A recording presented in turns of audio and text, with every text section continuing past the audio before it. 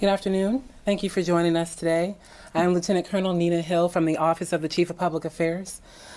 Today's press conference will focus on the United States Corps of Engineers and their relief efforts in Florida, Puerto Rico, and the U.S. Virgin Islands. Today we have Lieutenant General Todd T. Semonite. He is the U.S. Army Chief of Engineers and the Commanding General of the U.S. Army Corps of Engineers. General Semonite will give a brief opening statement, and then we'll open up the floor for questions. I'd ask that you please state your name and your affiliate, and then also limit yourself to one question and one follow-up until we've gotten around the room, and then we'll continue to field questions afterwards. Ladies and gentlemen, Lieutenant General Todd Semonite. Well, thanks, Nina, for that introduction. And as Nina said, I am the Chief of Engineers in the Army, and I'm the Commanding General of the Corps of Engineers. I think it's important to point out that I really work under 3 different authorities, and we talk about these disasters here. I'm really based, our guys are working in all 3 of them. So we do an awful lot of work for the Department of Defense, okay, as the Corps of Engineers. We also have our specific authorities in the Civil Works mission, which is rivers and harbors and a lot of other missions there, and we'll talk about that on one of the dams we're working. And then we also have very, very specific mission for FEMA. As you know, there are several emergency support functions for FEMA. We provide that function, which is the engineering function, emergency support function number 3. I really can talk about any one of the last 4 storms. We've been going all out for the last 6 weeks. Probably about 2,000 people throughout the Corps of Engineers, with a lot of functions throughout Texas with Harvey, of course with Irma in Florida, Irma when it hit the Virgin Islands, and then when Maria came through, it really hit both the Virgin Islands and it hit Puerto Rico. The other one was Nate that came through and came up through Mississippi, and we did not have a lot of involvement about it. But when you think about the ability of the Department of Defense and FEMA to be able to handle 4 major storms in 6 weeks, I think that's something that is a real compliment to both of the agencies, because you're able to not only take care of the storm you're working right now, but be able to look forward at that next storm and to be able to predict and have the right teams to be able to react. If there was 2 messages I would want to tell you that would clearly be something that I learned in all these. I've been on the ground several times in all these different operations. I think it's the word passion and urgency. And I'll tell you that, first of all, from the people that I see on the ground. I mean, I went into the backside of Harvey when we saw people down there flooded out in Buffalo Bio, and I looked in their eyes and I saw the challenge of how could they get their lives back together. And they definitely had a passion to try to continue to get back to a way of normal, but they also wanted an urgency from the federal government. I think probably what hit me the most, last week I was in Puerto Rico. We're doing blue roofs. I'll talk about that in a minute. And I went down to a house. We had to work our way down through the debris to get down into Maurice's house. Maurice was an E6 in the Army, and he since got out, and he was in there trying to cook breakfast in his house, but he had no roof. And so we had a contractor crew that came up and put plywood on top of that and a blue roof to cover over his area. And when Maurice came out and talked to my guys and the contracts that were working at, again, same thing. He had a passion to continue to try to get back to normal, but he also had an urgency. And this is something that, as I look at the people that have been affected there, it's where we're all in. Whatever we can do, we're continuing to go as fast as we possibly can. The other end of that dimension, though, which is just as important, is the passion and the urgency I see here in Washington, D.C., to continue to be able to try to get these people back to normal. I was in the White House 2 hours ago, and I saw that from the members of the cabinet who are fully committed to be able to continue to commit the resources needed to be able to do what we needed to do. Several times I've been in the Department of Defense, OSD, the Secretary, the deputies, continuing to be able to push us along with NORTHCOM, the Defense Logistics Agency, to be able to step up where need be, to be able to ask, what else can we possibly do to go forward? And then on several of these storms, General Milley, the Chief of Staff of the Army, 5 o'clock for many, many nights in a row, had the entire Army staff in there to try to figure out how can we as the Army continue to step up to do what we need to do to be able to help these people out there. And I'll talk a little bit about more of the support that we've gotten from DLA and the JFLIC team, Lieutenant General Jeff Buchanan and his team down on the ground. So when we come into these disasters, we normally do 5 major functions. And we've got an infographic on the side here, and I can certainly answer questions about any of them. I'm going to end with the electricity because that's probably what's most important. We basically have done these 5 functions in all 4 of the big areas. But the ones that I just kind of want to highlight them, first of all, ports. We do have authorities under our Civil Works Authority. Almost every one of these disasters took out several of the ports, sometimes 14 or 15 ports. You've got to be able to get logistics into these areas to get supplies back in. So whether it was Texas, Florida, Virgin Islands, or Puerto Rico, how do we come in the day after the storm, survey those storms, and survey those ports, and be able to get dredges and barges in there to be able to continue to get materials in and out. Working hand by hand with the Coast Guard, who's instrumental in doing that, but a significant port mission we can certainly talk about during questions if you want. Next big mission is debris. So an awful lot of trees that are down. Puerto Rico and Virgin Islands is where we probably saw the biggest deal of debris. So we come in with big contractors that we already have on contract ahead of time, and then we go back out and we immediately start picking up debris on the sides of the roads and putting them in large trucks. We take it to a special area, and we're able to get it out of the road so people have mobility. It's not just the vegetation debris, it's also debris that's in people's houses. So we actually sort it. We have places for refrigerators, we have places for old mattresses, hazardous waste. Our contractors, we tell everybody to put it out on the side of the road. The contractor comes by, he picks up that debris, and we get it out of the lane again so people can get back to normal. I think another big mission, which is really picking up traction in Virgin Islands and Puerto Rico, is what we call the Blue Roof Mission. If you have a house, and it actually has to have 50% of the house that is still in a feasible manner there, then we come back in and we will put a blue tarp over the roof. And we have learned that if we can put the tarp on in a couple weeks or a month, then we're able to really continue to be able to protect that house. What we found in Puerto Rico and the Virgin Islands is that a lot of times there was a lot of structural damage to that particular house. So we had to come in and almost rebuild part of the roof structure to be able to get the tarp back up and over. And you can see on the numbers here on some of the things that we've done. I think in Florida, I don't have Florida on this particular infographic, but 7,000 blue roofs in Florida. So the contractor will go right on down the street, take out the blue tarps. And this is just not a regular tarp. This is an engineer that comes in and actually stretches that over, be able to nail it back up under your gutters, and continue to be able to do what we need to do to be able to make things happen. The last big mission I really want to talk about is that there are areas where we have dams and reservoirs and infrastructure in here. So we go back in and we assess that infrastructure. We have programs that if a police station gets wiped out, we can build a temporary building. We can go back in and help get a school up and running. And we also have challenges with the civil works infrastructure. The dam that is down in Puerto Rico is one that you're probably tracking. This is one of the Puerto Rican government dams that basically had an awful lot of water went into it. The water went over the top of the dam, the spillway, and then that spillway basically failed. This is very similar to the dam in Orville. And what happened is so much water coming down that spillway that had not come down in many, many years that the spillway started to break up and crumble. And about the bottom 50% of that spillway basically washed away. The water continued to come over for about 20 days. The challenge is we had a lot of rain, and there was no other way to get that water back out. So we did 2 big things. First of all, came in with a lot of Jersey barriers. These are things like you would protect if you're trying to fence off something. We put in over 500 Jersey barriers into that area, and then what we call these super big sandbags, ones that we deliver from helicopters. This is where the Department of Defense and the National Guard Bureau is invaluable, whether it was the Marines dropping them in, the National Guard, helicopters day after day putting in an awful lot of sandbags, and you can see on the numbers there, but just a massive amount of capability. If we didn't continue to put that level of material in, then the water coming down the spillway would have actually eroded the dam, and we had risk of the dam failing, and a lot of people living downstream from the dam. So we had to stabilize that particular spillway so that it wouldn't erode. And then the other big thing is we brought a lot of pumps in to be able to, and they're now pumping, so that if there is a storm in the next several months, how do we pump that water out so that we don't continue to have that? That whole structure is going to have to be rebuilt. That's something that Congress is going to have to decide what is the capability to be able to do that. But that is a significant challenge on the spillway. So I think the thing you're probably most interested in is electricity. We've had electrical challenges in Texas and in Florida, but they were quickly taken care of by the governors of those 2 states, and a lot of capability that came into those particular states. Puerto Rico and the Virgin Islands is a completely different paradigm. People have asked me in the last several weeks, why don't you do in Puerto Rico what you could have done in Florida? Because it is an island, and it is very, very hard to just drive hundreds of pole trucks and hundreds of material down into Virgin Islands and down into Puerto Rico. So our strategy here is fourfold, and I'm going to talk about 4 lines of effort, and then we can get into details on any one of those.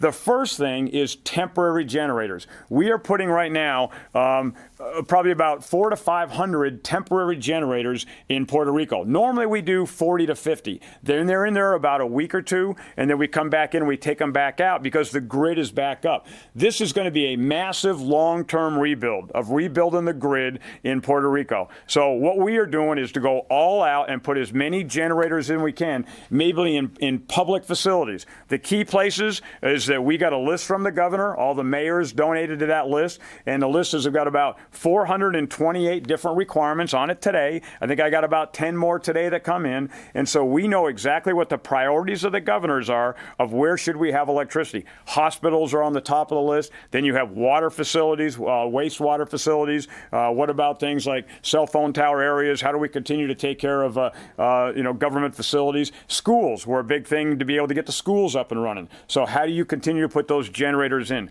These are not a generator like you would buy at a great big convenience store downtown. This is a generator that's pulled behind an 18-wheeler. Some of these are 30 and 40 feet long. Major generation capability to go back in. As of today, we got 148 of those installed.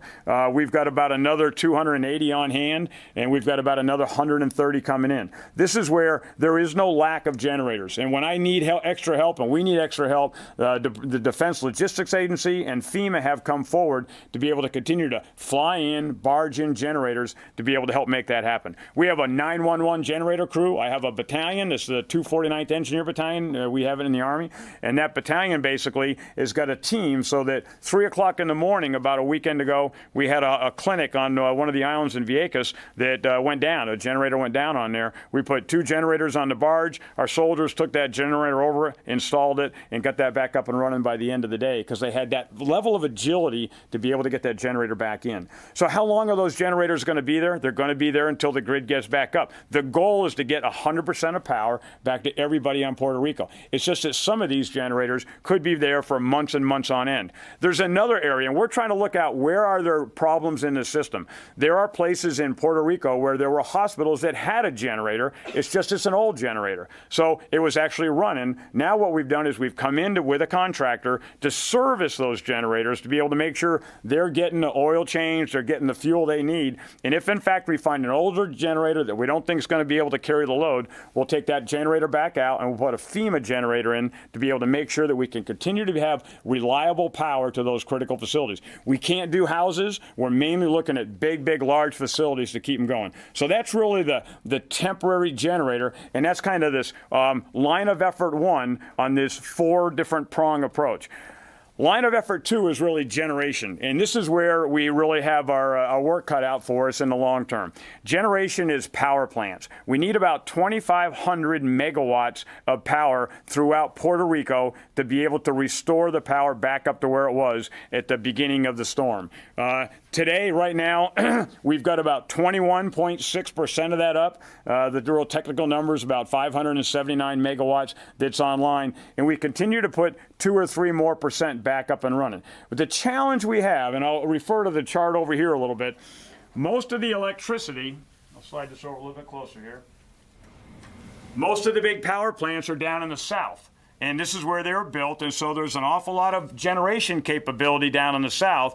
Most of the load is up in the north. And to be specific, there are 7 large power plants that normally run off of fossil fuel. There's about 7 power plants that run off of solar or wind, and then there's 21 power plants that actually are hydro, big dams that make electricity with water. But the majority of that power is down on this south sector, and again, the load is up in San Juan. So the challenge is, how do you continue to get that electricity from south to north? Even if, in fact, all of the power plants are up and running, we would have a generation shortfall. So about a week and a half ago, we cut a contract to a large company to come back in and place a temporary power plant in San Juan. That arrived a week ago. It came off a gigantic barge, and that power plant is being built today and will be up by the end of October. That'll put another 50 megawatts into the grid in what I will call this island of San Juan. It's an island of power because that's where these power plants are, and they're basically around the perimeter of the island. The other problem we have is what's the reliability of the generation that's out there? All we're going to do is to be able to get that generation up to 100%. But the question is that good enough, and how long will that stay? So this is a report, 271 pages long. It was done by an independent firm back in 2016, and it talks about how frail this network is, how frail these generators are. The average age of those 7 fossil fuel power plants is 44 years old. So this is a very, very old system. There's actually one of the power plants up here in San Juan that was actually shut down 7 weeks before the storm because it had massive maintenance challenges. So even when we bring this back up, all we're going to do is to be able to get it up to that given level to have 100% of power. And this is where the bigger question is, what's the long-term plan for Puerto Rico? And I'm going to talk about that when I talk about the end of the 4. So we talked about temporary power. We talked about generation. Now I want to talk about transmission. The number one goal right now of what the Corps is doing is to be able to move this electricity that's in the south up to the north. So this is really a grid of transmission lines. Transmission lines are very, very tall towers, about 75 feet high, and they go all throughout Puerto Rico. The blue ones are actually what's called the 230 kV. The red ones are a little bit smaller, but again, very, very large power lines.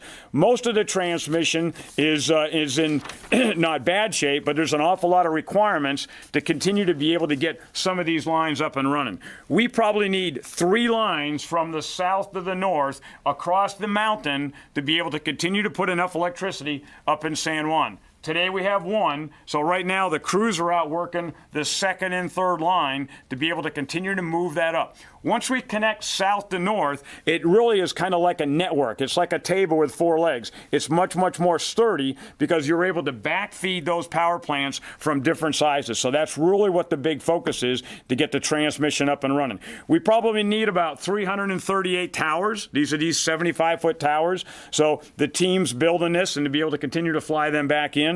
And then we need an awful lot of connectors and cable as well. But the whole goal is to get the transmission up and running. And I want to stress up here right up front is that we're partners side by side with not only the governor's office, but the Puerto Rico Power Authority, PREPA. And we've got to be able to continue to understand it's their system. We're working side by side to understand what the priorities are. But PREPA's doing an awful lot of work. We've got some of our soldiers in there from one of our battalions in, and then we've got a lot of contractors coming in. The Corps of Engineers just awarded a very, very large contract with $240 million with a capacity to go over $1 billion to the Floor Company. They're mobilizing right now. They're bringing pole trucks in, people, a lot of capability in to be able to get to a total of 435 crews is what we're shooting for between PREPA and our contractors. We also just awarded another large contract from the state of Florida to be able to continue to work to be able to get this transmission up and running. So that's the 3rd big line of effort. But even once we get the transmission running throughout all of Puerto Rico, the problem is going to be, how do you get that down to the people? And that's what we call distribution. So this is when you have houses with power poles, the poles and the lines, to be able to continue to connect those. And this is where the real challenge is. We need 62,000 poles to be able to get this up and running. And we haven't done a 100% assessment of all this, but based on what we assess right now with several different flights over this network and talking to our teammates in PREPA, that was 62,000 poles. We're probably going to need about 6,500 miles of wire. Just imagine 6,500 miles of electrical wire. You say, why can't this be done faster? The average trained crew on a flat football field can probably put 2 poles in a day. You don't have a flat football field. You've got a road with down trees in it, and when you go up to where to replace that line, all these telephone poles are all these power poles are leaning over. All the old cables still on it. So you've got to strip all that back out and completely rebuild that grid. So it's going to take a lot of time for 435 crews to be able to get all of those poles up and running and get them in ground. This is a massive logistics challenge. And so we're bringing in about $150 million right now of cable and poles. This is coming in with a lot of support from the FEMA team and DLA, Defense Logistics Agency. And we've got basically large logistics bases. We'll put one in the east, the north, the south, and the west to be able to receive those. And the challenge is going to be, how do you get them up in the top of some of those mountains to be able to take care about that? You're going to ask, what about time? So this is the challenge. There's some of these lines that we know relatively well. We can drive and see them. The crews have assessed them, and we know where we're at. The governor has made a milestone of trying to get 30% of the Puerto Rican load up by the end of October, and then 50% by the end of November. I personally think those are stretch goals, but we're very, very committed to trying to meet where the governor's at, and all of our guys are going all out with every single thing we can to meet the governor's goals. The challenge is going to be, how do you get past 50%? And I personally think that it's going to go into January and February to get the majority of the back up and running. The challenge is going to be, there's what I call the last mile. Up on one of these mountains, I flew over it last week, there's a couple houses up there that are fed by one line that comes up the side of a cliff. And then it goes down about 2 or 3 miles, and there's 2 houses on the end. It's going to take a long time to get those. I've been saying for a couple of weeks it could take almost up to a year. I'd like to think we could get that done by the end of May, but there are going to be some people on Puerto Rico in very, very remote locations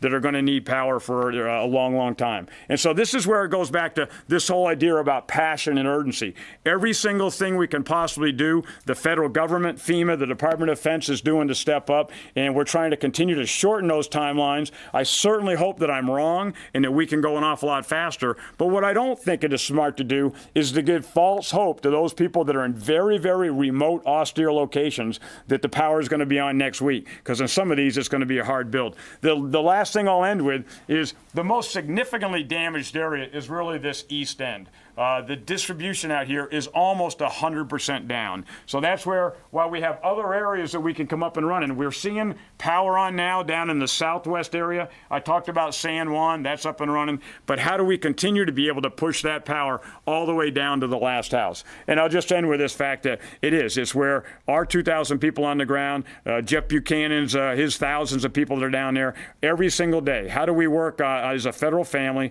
to continue to be able to reach out, understand the requirement, think out of the box, be innovative, and no rest until everybody in Puerto Rico gets 100% power. So with that, I'll pause and we can go into details on anything you want to. Thank you, sir. We'll open the floor for questions. Hi, Phil Stewart from Reuters. You said you just came out of a cabinet meeting.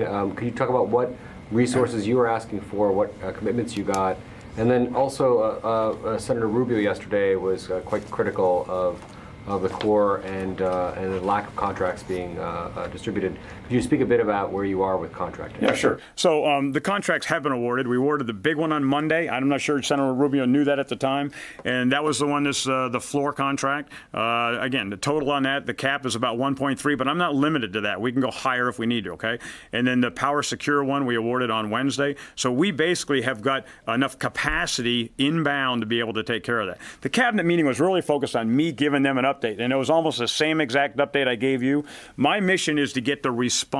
So how do we continue to respond in accordance with the Stafford Act to basically put back the grid as it was pre-storm? Here's the thing that's different, though. There's a lot of the grid that wasn't built to code. A lot of the grid was damaged. So you talk about this report here. Some of these lines didn't have enough poles. They had too much span between the cables. Some of the poles were cracked by other storms. Some of the channels were out there. There's even some substations that we think were in flooded areas. When we go back in, we're going to do this as the Corps of Engineers would do. We're going to do it to standard. We're going to do it to code, and we're going to continue to bring it up so that it's a system that would be very, very similar to before the storm. I think the big thing that the cabinet is working on right now, and I'm not going to, I don't have a lot of insight as to where the cabinet's going to go with Congress on this, but what is the long-term plan? And that's where I talk about passion. A lot of people in that room today continue to be able to try to talk about where is America going to go and how are they going to figure out how to take care of the people of Puerto Rico. And I'm going to leave that up to the cabinet and the White House, and when they tell me what to do, then I will certainly go back in and change that specification. Just to follow up on that, I mean, you seem to suggest in your briefing and kind of hinted at it just now that you think that even though you're working right now to restore the old system, you seem to be suggesting the old system wasn't really that good. Is there? I'm not suggesting. I'm telling you, the old system was terrible. So does it make sense to spend millions and millions and millions of dollars restoring a system that was terrible? The biggest problem with the old system was generation, really. It was really the power plants. It was these things that are in purple around here that are years and years old, and they actually need an awful lot of, they have a lot of neglect, and they have a lot of backlog maintenance. The system that we're putting in is mainly transmission and distribution. All of those people living around Puerto Rico, they deserve a line down to their house. So we're putting in that system that they're going to need to have. The question really comes back to the investment that's going to meet on generation. And do you go back in? A good example.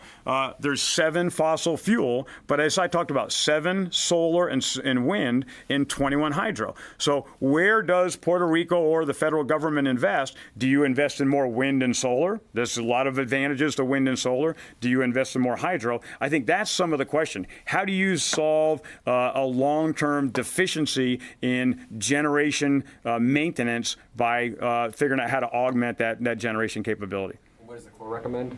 Right now, we are not to a point to recommend. I've not been in those other power plants. All we know is that we have a gap in San Juan. So the Corps is putting 50 megawatts in right there. We're working very closely with the Department of Energy. They're the real experts when it comes to the grid, and I think they're the ones that we're going to lean on very carefully to figure out what would be the right long-term solution. Yes. Thank you. Hi. Hi, sir. Stephanie Ramos with ABC News. So it's been a month now since Hurricane Maria made landfall on Puerto Rico. As you mentioned, about 20% of the island does have power, and that number has fluctuated. We understand there are challenges on the island to get that power restored, but how did the Corps prepare before the storm hit? Was there some sort of strategy already in place when we knew Hurricane Maria was going to hit Puerto Rico?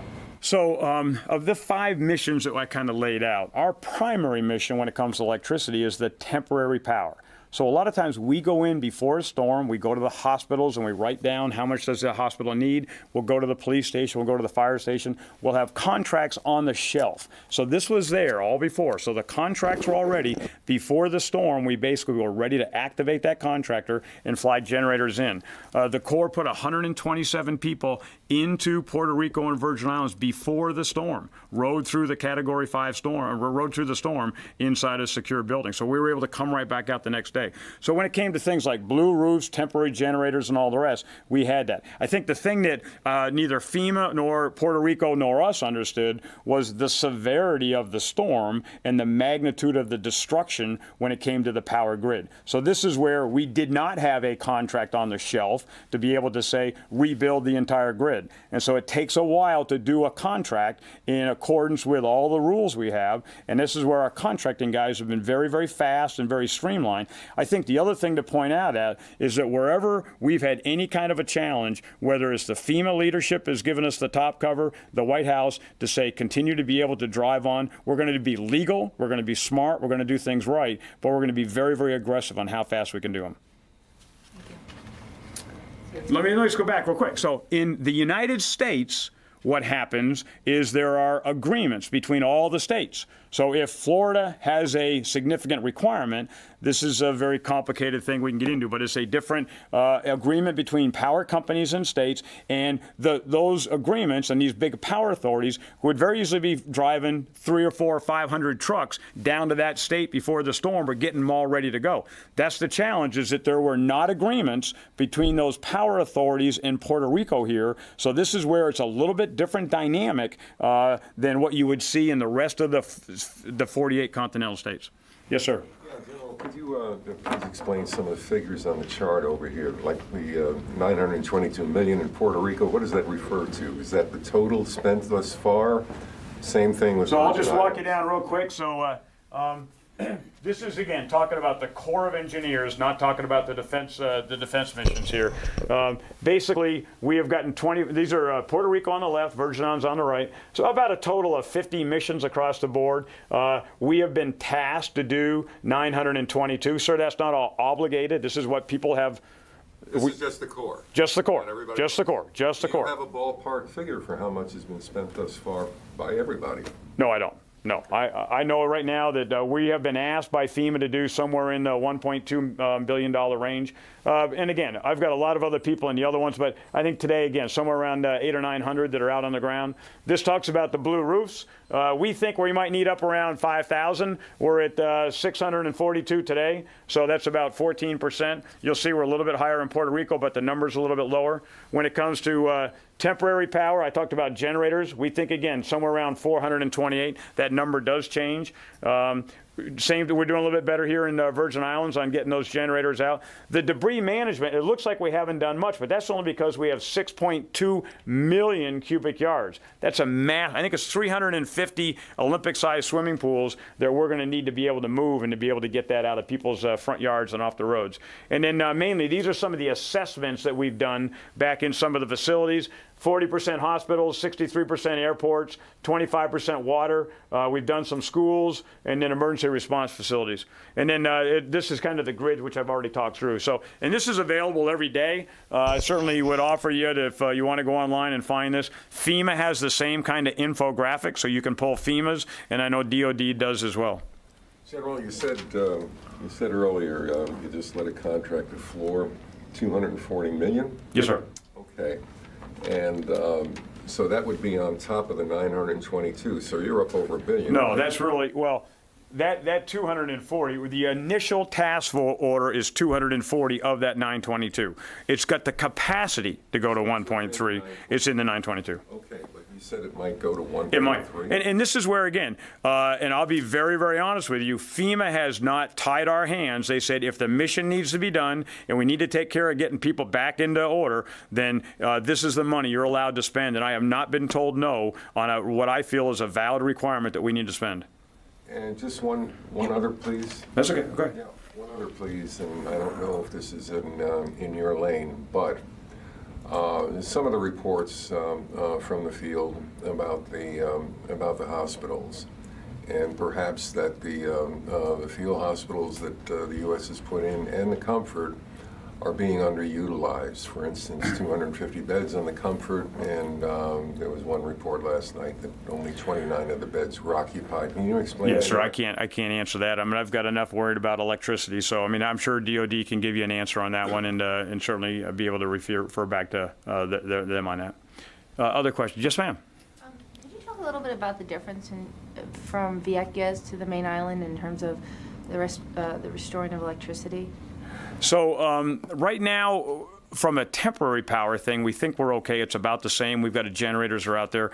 We have not seen quite as much damage out there, and I think that's also fed by an underwater line. And so the main question is make sure we've got to test the validity of that line. Is that up and running? Because it's out here on the west, the question is, I mean, on the east, this is where a lot of that damage was. So we're going to work our way out there. And it goes back to, it's just the priorities. So I can certainly follow up and find out where we're at on that. I have not been to Vieques yet to see exactly where we're at on it, but it's one of the things where it's all these priorities, and there's, as much as there's things that are important, everybody deserves the same right to power. So whoever you're living on there, you're just as high on the list, and we're going to be just as committed to get out there and taking care of you.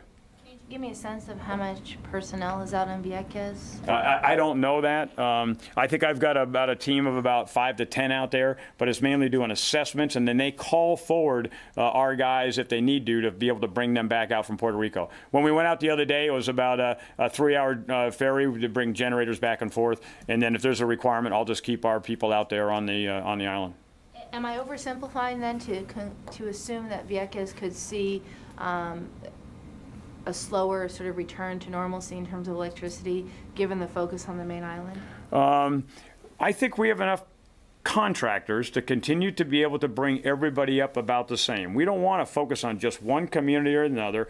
How do you somehow be able to make, because I mean, it really goes back to bringing everybody back to the same place. And so we'll take a look at it. If I think that for some reason we aren't putting enough capability out there, then we'll continue to change and be flexible. And I think that's the point. We want a flexible plan. If the governor comes back in and gives us different priorities, or I get different priorities from FEMA tomorrow, we're able to adapt. I don't want to do work twice, but we've got to be able to continue to be flexible here as to how we can step up and be able to respond. We have time for one more question. Yes, sir. Sir, thank you for your candor in saying how the system was terrible to begin with and that you're restoring it.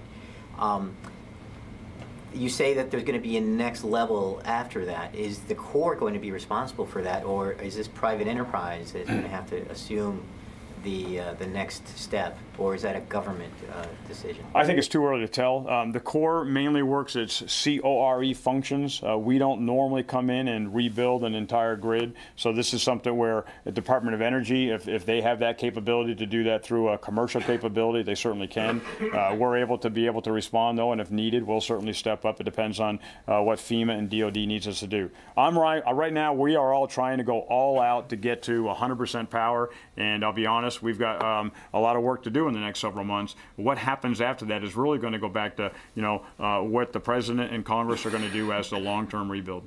And if I may, sorry, Steph. Yeah. I know it's mine. We both work at the same organization. My apologies.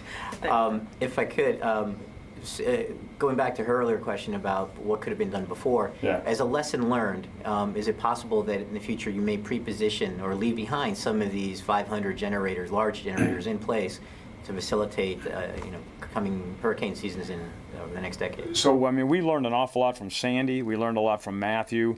We continue to have teams that we built. We change our doctrine all the time. One of the things that gets to be tough, though, is having an awful lot of equipment, especially equipment that needs maintenance, sitting in great big yards. So the question is, if you don't know where the storm's going to come, I mean, this could very easily have hit anywhere else. Think about how, like Matthew, a lot of times bounced all the way up the side. So every state can't have 500 generators sitting in the yard. I think what we're able to do now is we're able to stay ahead of getting the people in first to put the generators in, and we're able to fly the generators in fast enough. So the generator, I have nobody waiting for generators. I guess that's what I'm saying. The system is agile enough to be able to get generators in fast enough. FEMA does have stockages of them, so they're able to get them in very, very quick. But I think this is one of the things we're looking at. I've got a senior leader meeting in a couple months where we're going to do a big after action review to say, what could we have learned here? Could we have done blue roofs faster? What else could we have done with water or something else? And I think that's what all of the federal government has to do. You can't be satisfied with where we're at. I'm not satisfied where we're at right now. I'd love to be able to say we could bring these timelines and make them a lot quicker.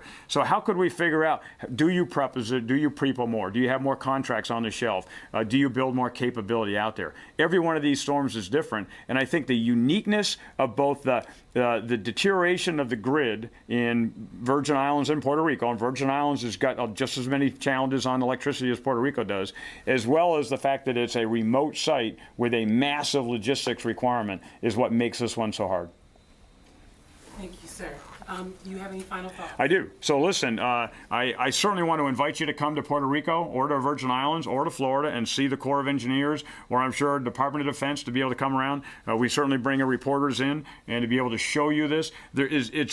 It's great to be able to talk about this in Washington, D.C., but until you're on the ground and you're in the back of a Humvee or you're in the back of a vehicle and you see soldiers and airmen and service members out doing the great job, you see our civilians, you see the FEMA employees, it's hard to understand this idea of the passion and the urgency. So I would just encourage you to come ride with us, and we'll certainly put you in a vehicle and show you how generators go in. But if there's anything that we could do to do this faster, we would be doing it. And so this is where it's not because we don't have the support, it's because this is a massive, massive rebuild that is going to take months, and we're going all out, and I'm getting all the help that I need from the federal government.